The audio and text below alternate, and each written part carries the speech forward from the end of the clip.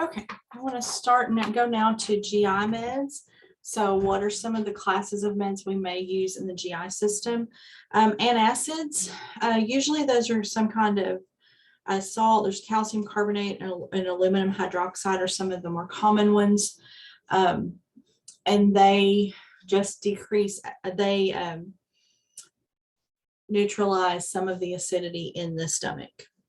H2 antagonists like ranitidine or cimetidine actually block H2 receptors, that's histamine 2 receptors in the stomach lining, and decrease the production of gastric acid. Proton pump inhibitors, I'm skipping.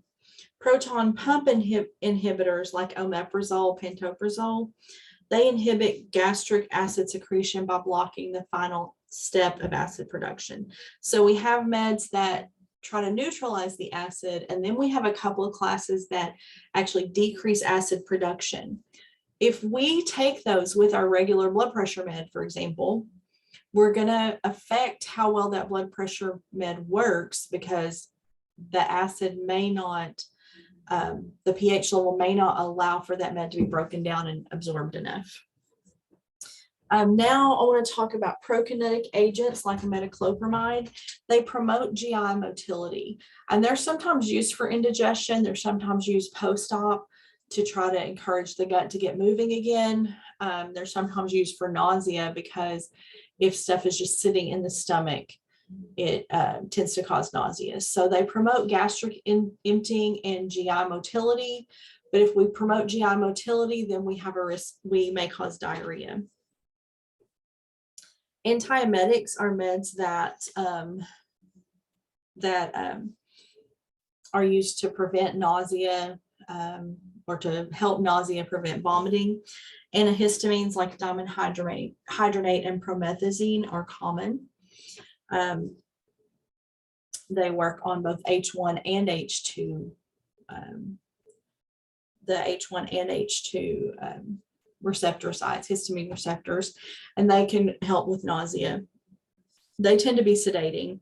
Anticholinergics like scopolamine.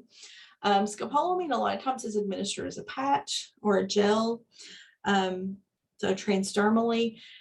If administered in larger or in more systemic, with more systemic absorption or in larger doses, it can actually cause some hallucination and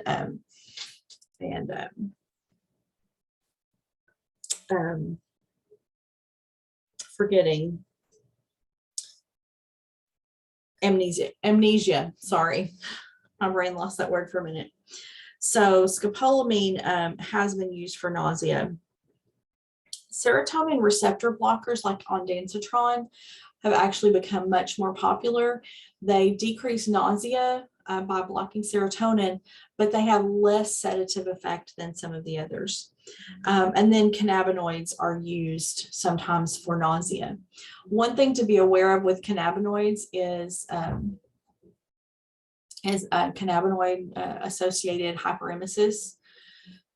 Patients who use cannabis very frequently and heavily can actually develop, even though sometimes it is used for nausea and vomiting, they can develop a hyperemesis syndrome that is actually only fixed by stopping the cannabis. Antidiarrheals, okay, moving our way down. Antidiarrheals may be opiates or opiate related like loperamide.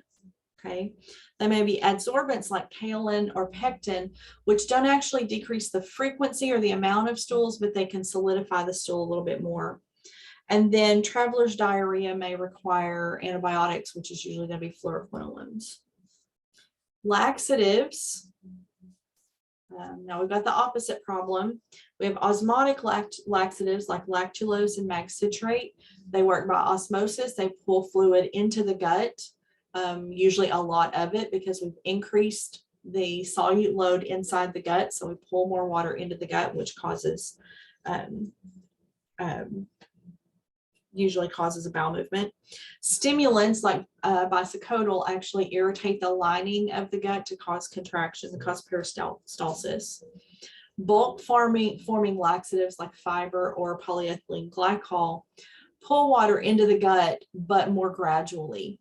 The osmotic laxatives will pull a lot of water quickly, which can stimulate bowel movement. The bulk forming laxatives, they tend to just hold more water in the gut, pull it in more slowly. So they're more soften, they soften the stool more. Emollients like DocuSate actually pull fat as well as water into the stool to soften it. So those are like stool softeners. The next section, we're going to talk about drugs that affect the immune system, and that's going to be pretty short because we're basically going to talk about antibiotics and suppressants.